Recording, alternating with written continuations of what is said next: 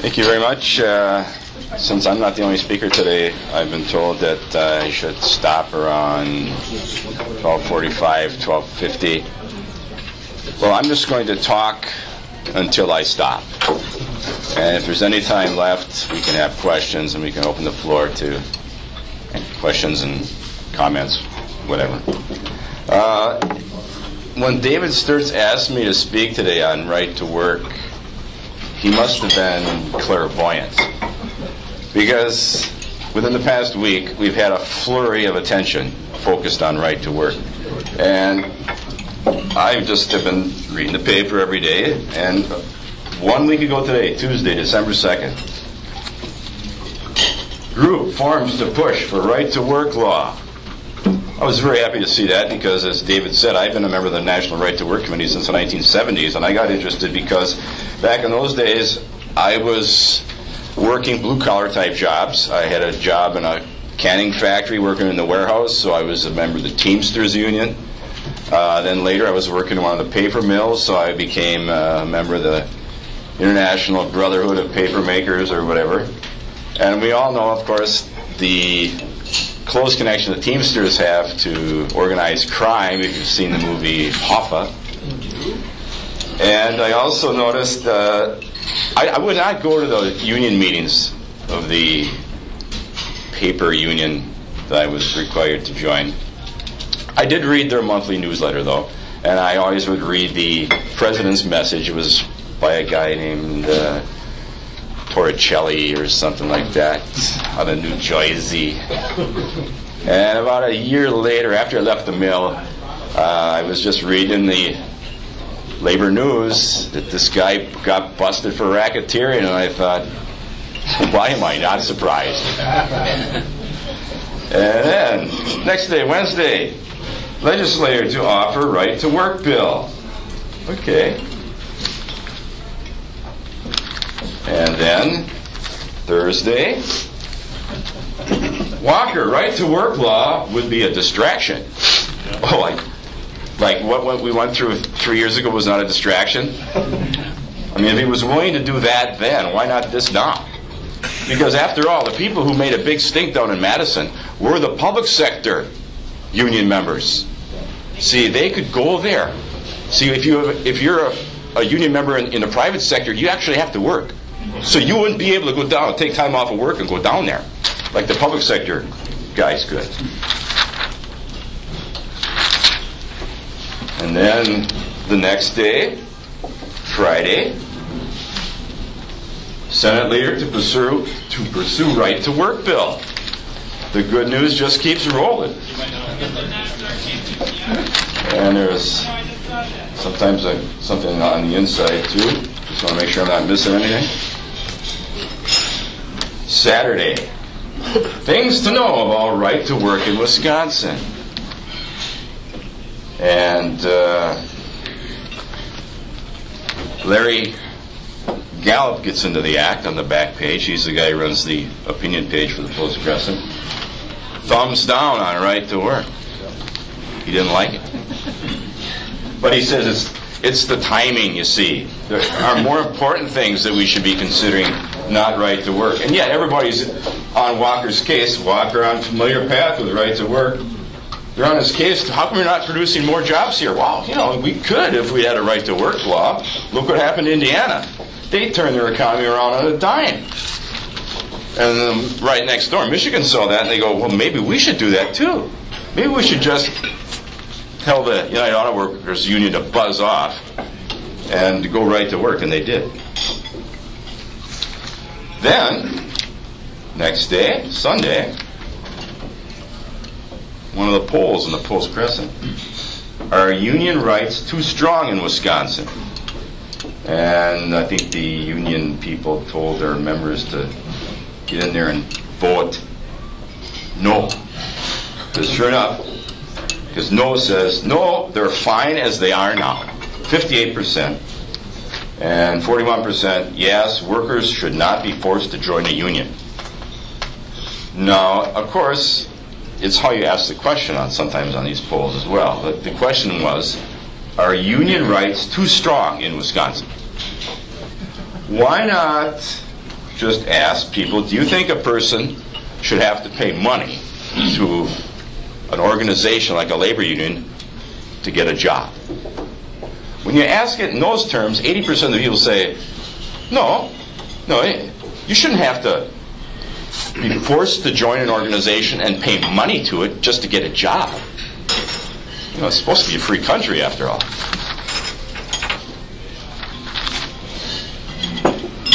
And then, yesterday, the question of the week. Do you support state right-to-work legislation? And the longer responses were from people who get it.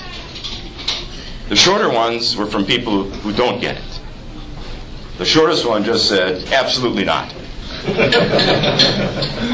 they're given 150 words to explain, but they only use 2. So when I see that, I ask myself, you could have used another 148 words to explain yourself, but you didn't. Why didn't you? Because you couldn't. You had every opportunity. You had several days. They phone you. I'm on this list too. They have 5 lists, actually, because there's so many people. They busted up into 5 lists. One time they asked me, what do you think about, are you worried about Ebola? And I wrote back, I usually use 140 some words. I go right up to the limit as much as I can. This time I just said, 1 sentence. I worry about Obama far more than I worry about Ebola. And they did not print it. And it's not like they didn't have room to print it. And I went online to see if they put it there, because sometimes they say, well, we didn't have enough room for all of them, so we put the rest of them online. But everybody's online. Went online, nothing. So I emailed Mr. Gallup and his sidekick, Sir Riley, and asked, what's up with this? And Larry writes back and says, well, you didn't really answer the question. I said, yeah, I answered the question. You just didn't like the answer, so you censored it. Way to support free speech, Larry. Because, the Post-Crescent and some of the mastheads on one day of the week maybe, they do lip service to the First Amendment. They hold it in high esteem, they claim. They run the First Amendment there, free speech, freedom of the press. But when you try to exercise it through them, good luck with that. And a few other people said the same thing. The short answers again. No, this guy does not like right to work. He says, even to call it right to work is at best misleading and inaccurate. It's a form of propaganda. Oh, really? Why? Again, he doesn't say. Somebody else, right to work is the opposite. It takes away working man's rights. Clever wording from the part of the neocon ALEC group, etc., etc. I've always wondered about that. You say, it's about workers' rights, and right to work takes away workers' rights. Well, how does that work? They don't explain. When you join a union, that's when you give up your rights, because you no longer can bargain yourself. You've signed over your right to bargain to the union. They have monopoly bargaining representation, monopoly bargaining authority, however you want to say it. So that, for example, if you're an extremely well-trained, talented, ambitious worker, you don't get paid any more than the guy who wants to do just enough to get by. So, for example, if you're a teacher and you are in one of these fields, STEM fields as they call it, science, technology, engineering, and math, they're having a hard time finding teachers for those fields, because in those fields you can make a lot more money in the private sector. Why become a public school teacher and be forced to take the same salary as an art teacher? It's across the board. It's the same. The only way you can get paid more is if you've got a master's degree instead of a bachelor's degree, or you've got seniority, more years in the organization. But otherwise, two people starting together, the same background, same degree, whatever, but one's an art teacher, one's a science teacher, they're the same. Even though they're crying for science teachers. Go figure. You could bargain for more if you didn't have to join the union. But they want you to believe that you've lost your rights when you join a union. Boy, I talk about Orwellian use of doublespeak. But that's how they operate. There's a lot of that. And I'll go into it with my little formal presentation here. The concept of right to work is actually enshrined in the Universal Declaration of Human Rights drafted by the United Nations back in 1948. Article 23, Part 1, declares, everyone has the right to work, to free choice of employment, to just and favorable conditions of work, and to protection against unemployment. Article 23.4 goes on to state, everyone has the right to form and to join trade unions for the protection of his interests. Now, those two statements raise a couple of interesting questions. Does everyone have the right not to join a trade union or a labor union in order to exercise his right to work? And if a person is forced to join a labor union in order to exercise his right to work, then how can that person be said to have free choice of employment and protection against unemployment? My working definition of right to work comes from the National Institute for Labor Relations Research. That sounds impressive, so I hope that's okay. The right to work principle affirms the right of every free American to work for a living without being compelled to belong to a union. Compulsory unionism in any form is a contradiction of the right to work principle and the fundamental human right which that principle represents. Every individual must have the right but must not be compelled to join a labor union. The right to work is neither anti-union nor pro-union. It is a matter of individual freedom. The right to work principle affirms the right of all Americans to work where they want to and for whom they want to, without coercion of any kind, to join or not to join a labor union, or to support them in any way. Unions, after all, are private organizations. No other private organization in America insists on having the power to extract financial support from unwilling people. Okay, now we know. A labor union is a private organization of workers. But what kind of private organization is it? Is it a fraternity? Is it a business?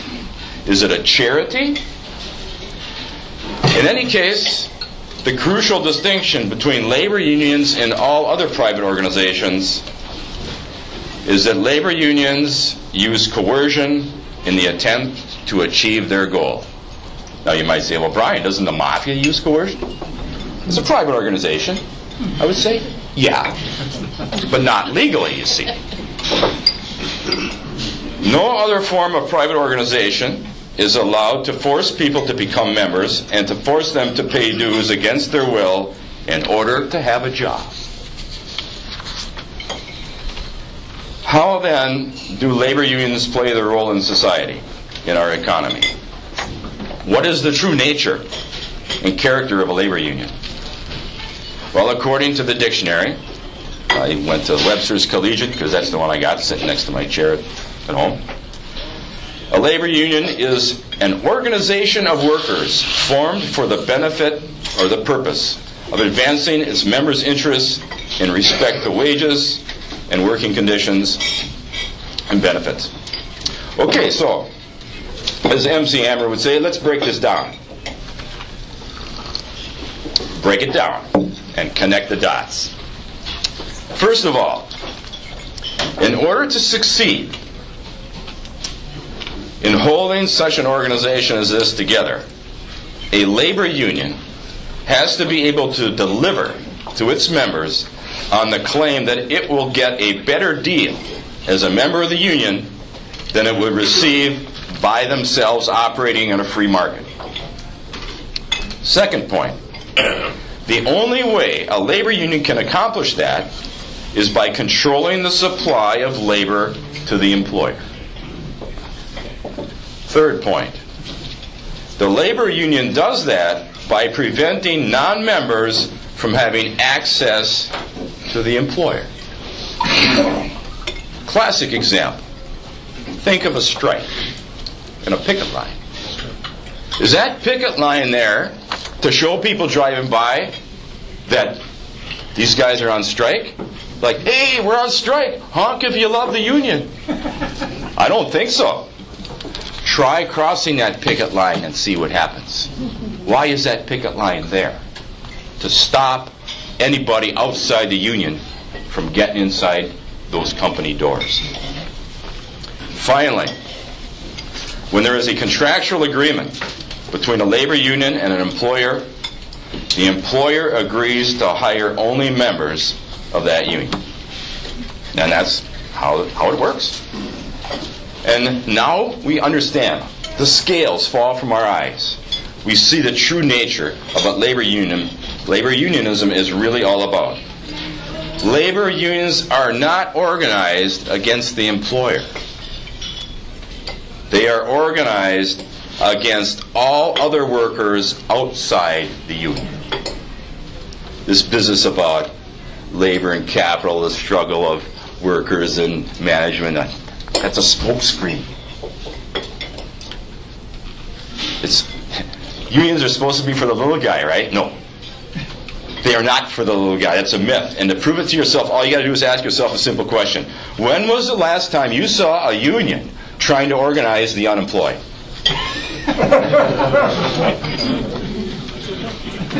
Okay, so why would a labor union even try to do that? To take jobs from the workers who are already working and paying dues to the union? I don't think so. Labor unions are not interested in the unemployed at all because they don't have jobs, and so the union can't get money from them. A labor union views workers as a conduit to siphon money from the cash flow inside the business into the union treasury. And then that money, some of it's used for collective bargaining, but most of it is used to buy political influence and to finance a comfortable lifestyle for the union bosses. Okay, sure, the guys inside the union, they get benefits. They get a higher salary than the guys outside the union. As long as they can keep their jobs. Those guys in Detroit, a lot of them aren't working anymore. Look at the state of Detroit these days. Look what the United Auto Workers did to Detroit. And some people say, oh, we need unions for prosperity. Unions help build the middle class. Oh, really? Then how come the unions are not over in Africa forming a middle class over there? Because they need one over there. It's an absurd statement, Brian. I know. I'm demonstrating the absurdity of the arguments put forward by the labor unions.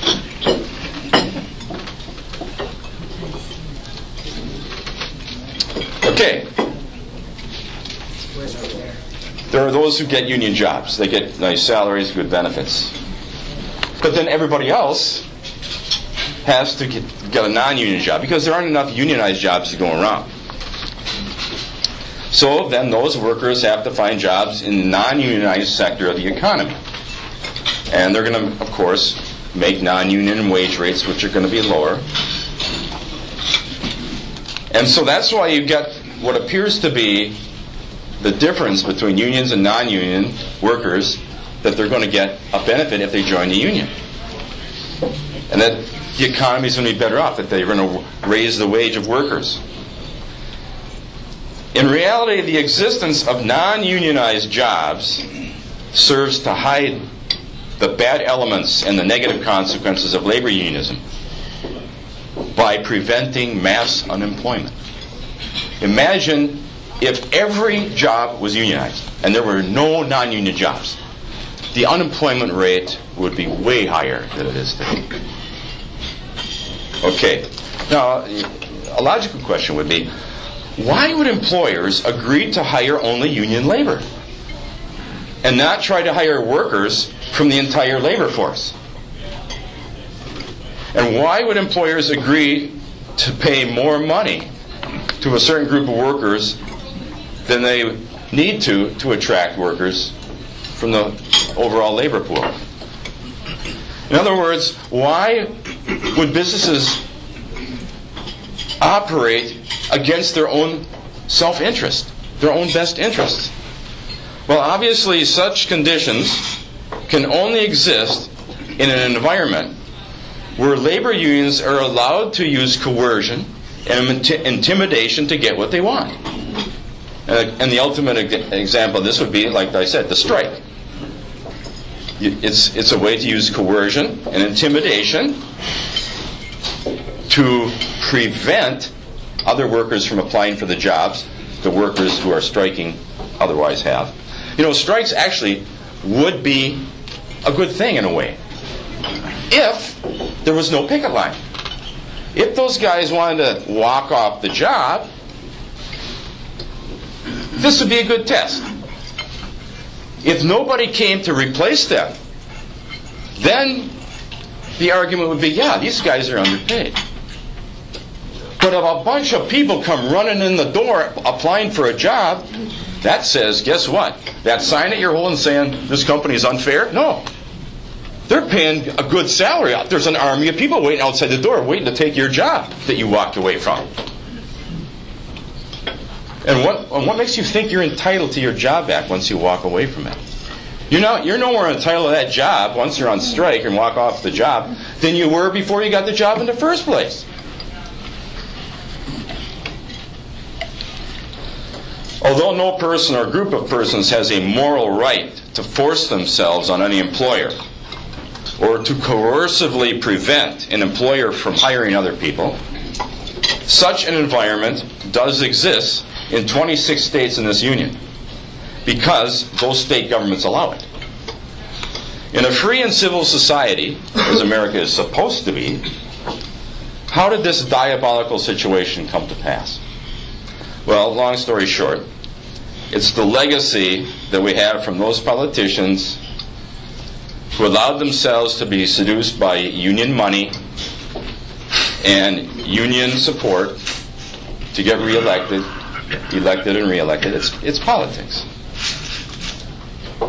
So as a result, thanks to certain pieces of legislation, executive orders, court decisions, we now have a situation where labor unions are essentially operating as extortion rackets under government protection. That's why they can do it, but the mafia can't. The most significant piece of legislation that led to this situation was the National Labor Relations Act of 1935, sometimes called the Wagner Act. Maybe some of you out there were in school when this was going on during the Depression. This act removed the ability of employers to resist unionization. Up to that point, they could. But now, no. Why? Well, the justification is in the law itself. It says, experience has proved that protection by law of the right of employees to organize and bargain collectively safeguards commerce from injury, impairment, or interruption, and promotes the flow of commerce by removing certain recognized sources of industrial strife and unrest, by encouraging practices fundamental to the friendly adjustment of industrial disputes arising out of differences as to wages, hours, or other working conditions, and by restoring equality of bargaining power between employers and employees. Okay, so to translate that from, say, the language of a union lawyer into plain English, it works like this. 1. The justification for the Wagner Act starts with the recognition that Congress is empowered to make laws regulating interstate commerce. Second thing, labor disputes often lead to disruptions in interstate commerce. And 3, the cause of those disruptions is the resistance of employers to reach agreements with their employees through collective bargaining. In other words, the onus, the responsibility is all on the employer. The employer is the bad guy. The law is written so that only employers are guilty of unfair labor practices. It's as if a labor union simply could never conceivably even do such a thing. An unfair labor practice by a labor union, just not possible. After the Second World War, there was a lot of labor unrest as the wartime controls were lifted. There was also worry that there was going to be infiltration of the labor unions by the communists or other subversive elements. So Congress passed the Taft-Hartley Act to exercise a little bit more control over the labor unions. And one of the aspects, one of the provisions of the Taft-Hartley Act allowed states to have right-to-work laws, except in certain industries like railroads and airlines.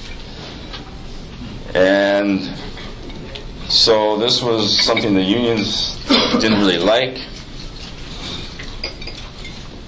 obviously because it creates a situation where if a guy doesn't have to join the union and pay dues, but he gets the benefits of those who do join the union and pay dues, he becomes what they call a free rider. It's a case of, why buy the cow when the milk is free? On the other hand, you could also just as easily argue that if a person is forced to join a union and pay dues in order to get the benefits that the union is bringing to the workplace, then the union is guilty of sort of hijacking these people and forcing them to be captive paying passengers against their will. So, you can argue it on both sides. But ultimately, and especially when you consider that 40% of the people who are union members are Republican, conservative, not Democrats, not liberals, not left-wing, and yet their money, their dues money, is being spent on political activity that they disagree with, and they don't want it, and they don't have a choice. They should. That's the argument for right to work. They should have that choice. Now there's, in some cases, provisions where any money that's used for political purposes has to be refunded to the worker, but try getting that money out of the union. Lots of paperwork. I've read stories. It's just terrific. Only one day of the year are you eligible to submit the paperwork? Stuff like that. They make it as hard as possible. In any case, as I just pointed out, right to work is now back in the news in Wisconsin. There's been a lot of stuff in the Post-Crescent. A lot of, as I say, some pretty ridiculous arguments like labor unions are good for the economy. Oh, really? How does that work? I even saw one. The guy said, labor unions increase productivity. Well, if that's true, then how come every business in this country is not falling all over itself to try to unionize its workforce? I mean, what factory owner, what businessman would not want his workforce to be more productive? If unions made people more productive, everybody'd be in a union, because the business owners would make sure that the unions were in there. As I say, it's absolutely Orwellian, the arguments that these people put forward. One argument last year, I was in the paper during the time that Walker was doing his Act 10 thing, and there was speculation, this is like the thin edge of the wedge. If this goes in, then we're going to get right to work. You just wait. And somebody wrote in the paper and said, having a right to work state does not necessarily attract more industry, because that's one of the arguments for right to work. That's why a lot of states are doing it. That's why, for example, some of those foreign auto companies, Mercedes, Japanese companies, the German companies that come in the United States, do you think they go to Detroit to set up their factories? Do you think they're going to be more productive if they go to Detroit and set up their factories? I don't think so. They go to places like Tennessee and South Carolina and other right-to-work states where they They don't have to put up with the hassle of unions. Because unions impose productivity-killing work rules. It's just the opposite of what they're arguing. So this guy says having a right-to-work state does not necessarily attract more industry. If that were true, states like Mississippi would have low poverty rates and low unemployment rates. Many of the right-to-work states have high rates of poverty because people just aren't paid enough. I hear this line about, they're not paying a living wage. Every time I go to the cemetery and visit my grandmother's grave, I ask myself, I wonder how many people are here because they were not paid a living wage. Yeah, it's another one of those crazy little arguments they throw out there. Like, people are dying because they're not getting a living wage. Well, what they're not telling you in this example is, it's like a shell game. They want you to believe that the poverty is due to, no unions are there. Well, guess what? If you look a little closer, you find out that states with high poverty rates that are right-to-work states, like Mississippi, Louisiana, Alabama, you look at the census figures, you find out that, for example, Mississippi, the black population there is 37%. Across the U.S. as a whole, it's about 13.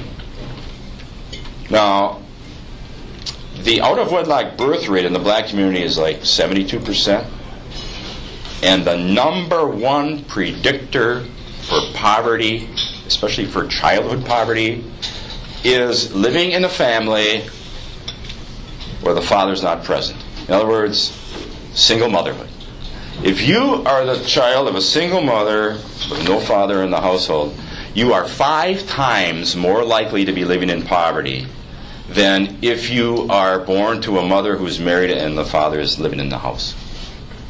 That's why Mississippi has a high poverty rate of 20% rather than the U.S. average of 13%. You see, the people who are anti-right to work, they don't want you to know that. They don't want. They throw the smoke screen out there. They say, look over here. Don't look at that man behind the curtain over there. Pull a Wizard of Oz on you. And another argument that they like to use. Well, I'll tell you, we're getting close to the end here, and I'd be, rather than bury you with statistics and mind-numbing figures, we'll just point out that the National Right to Work Committee, they compile statistics, and they found that the top 6 states in job growth are all right to work states. The bottom 6 are all non-right to work states, except for Louisiana. Yes, because Louisiana is still not completely recovered from Hurricane Katrina. And 24 states are right to work now. But most of the people in this country live in those 24 states, not in the other 26. And those 24 states have been steadily gaining population over the years. And in fact, every census, those states gain more congressmen. And the compulsory unionism states, they lose population relative to the other states, and they're losing representation in Congress. Okay, well, maybe we should open it up for a question or two. Otherwise, it's a perfect spot to do that. So let's open it up to questions or comments that you might have. We have 3 or 4 minutes to do that. Is the number 24 states that have adopted right to work, has that been growing, or is it pretty static? What's the deal? It was pretty static up until a couple of years ago, when first Indiana and then Michigan joined. It's not something that it's been like a steady trickle or anything. It comes in fits and stops and so forth. But there's this steady building momentum, I think, as I say, the polls steadily show 80% of people support right to work, and we are now having enough history to show that right to work works, and the states like Michigan that have allowed labor unions to come and basically run the whole state, those states are having a hard time. As I say, think of all the states that are having financial problems, like, for example, California, Illinois, New Jersey. I had to list them here, half a dozen of them. All the worst ones. Every single one of them is an anti-right to work state. Yes, sir. Brian, I got more of a comment than a question. I work for Local 516 of the Local 516 IAM, machinists and aircraft workers. Mm-hmm. And I was everything there but the president of that union. And one day, after I couldn't get anything from my bargaining committee for any of my employees, I was really down in the dumps, and a union rep offered me a job in Philadelphia. The next day I walked across the street and resigned my position.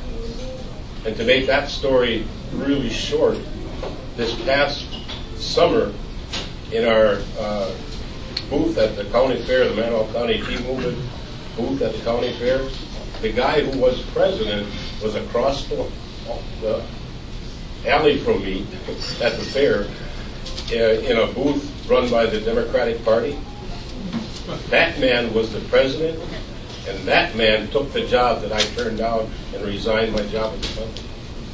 Does that tell you anything about unions and what they do? That's what they do. Interesting. Anybody else? Yes, sir. Is the Post-Crescent unionized? Do you know? The question why we have such a big mouth for non-right to work. Yeah, I would imagine at least some of the, like the pressmen maybe. No, they're not. They're not? Because I'm taking care of people that work for Gannett. They're not. Okay. Thank you. Good to know. It's encouraging, actually, considering that Wisconsin's not a right to work state. It's a Canadian company. Mm-hmm. Brian, have you been able to tie the financial health of the right to work states? Are they healthier financially? The National Right to Work Committee, if you go to their website, they have lots of statistics about job growth. And as I just said, the best 6 states for job growth, percentage-wise, has been the right to work states. And because they're attracting businesses. You know, anytime you make it easier for a business to do business, they're going to want to set up shop there.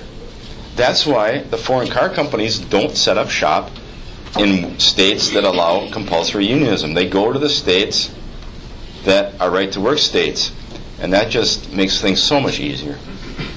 And the workers just turned down at the Volkswagen plant, not a few months back, they turned down a union, and now the union is trying to weasel in a non-compulsory union. It's just, of course, a baby step toward the union. And being a German company, though, the Germans do have some. They're more willing to allow unions in because in Germany, unions sit on the board. They have a member sitting on the board. So the companies say it's good to have a union guy on the board because then they understand the problems we're having and the problems they're causing us. Because they can sit here and listen to us talk about it, and we can show them the figures. Yeah, We're going to have to end it there. Okay. Because we do want to give Lori Pickens a time to come up. Thank you so much, Brian, for your presentation today and all that you're doing. Brian, I want to turn off your mic. Okay.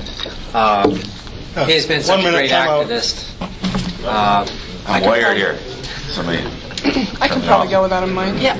Why don't you, Lori here, why don't you just run and tell us who you are and the Right to Work organization you just recently started. All right, just really quickly a little bit about me. I used to work for many years for Americans Prosperity, helped start the local chapter here in Wisconsin back in 2005. Then we moved to Virginia. Is that better? Just hold it up there. Moved to Virginia, and I worked for the national.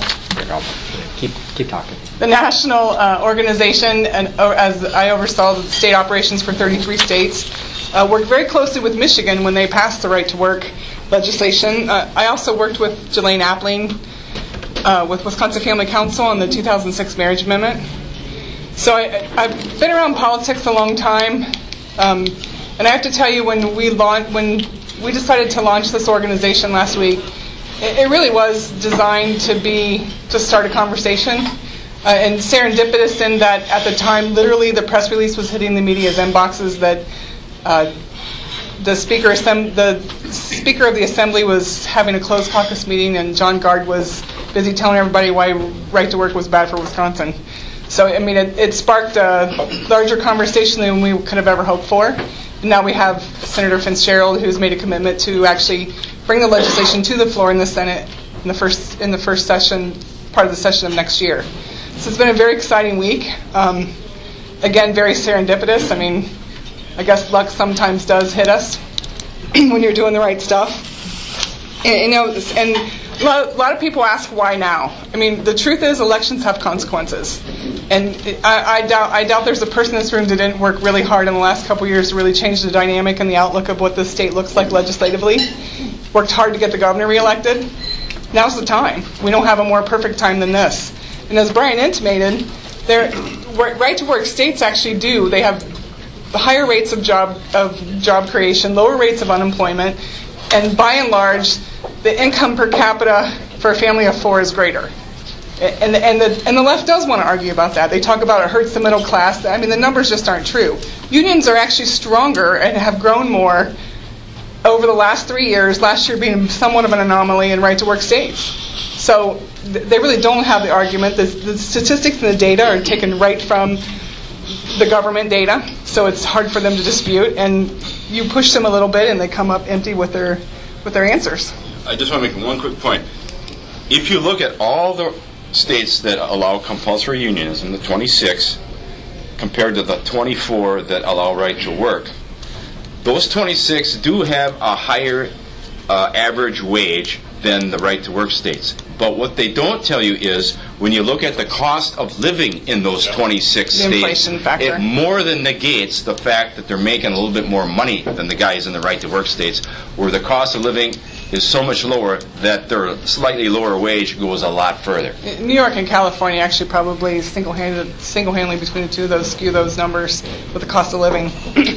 So and another great example is when you look at Michigan, they actually jumped 21 places on the American Economic Development Institute's annual ranking, 21 places to the top 10, and was the most improved state for 2014.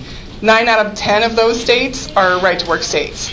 So we're really presented with a great opportunity here, and I hope Brian alluded a little bit earlier that hopefully the union representation will be a little bit too busy to come to Madison and cause too much cane, but the truth of the matter is this is going to be a difficult battle.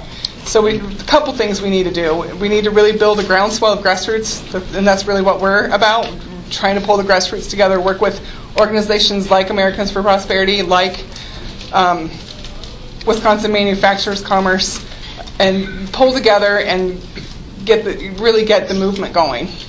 It's a great grassroots issue. It's a great thing to for people to sink their teeth into and get motivated and actually work for something a lot of people care about.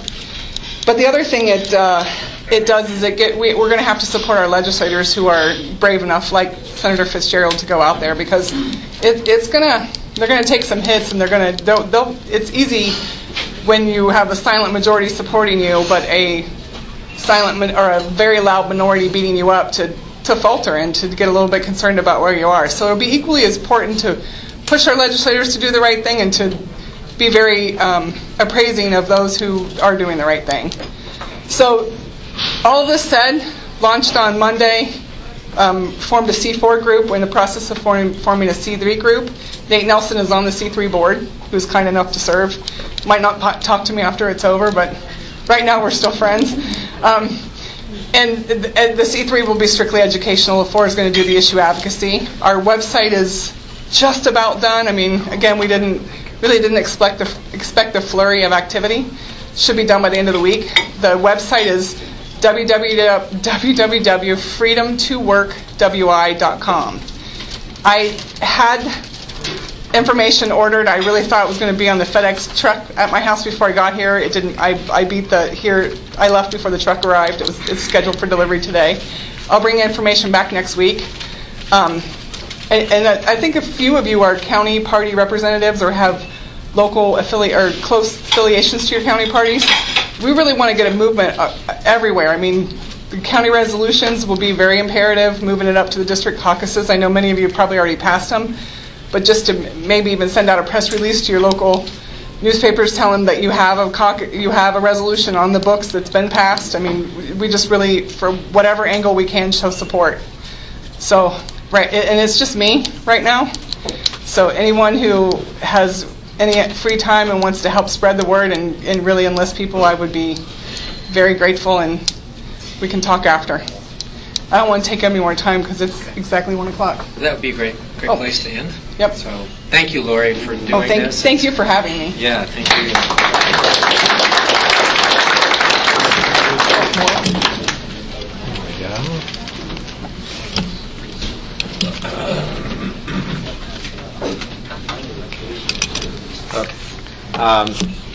All right. Well, it's a thrill that you'd be starting up right now with this, and appreciate your efforts. It's totally serendipitous. I mean, Yeah. honestly, God has definitely blessed this movement, this whole thing.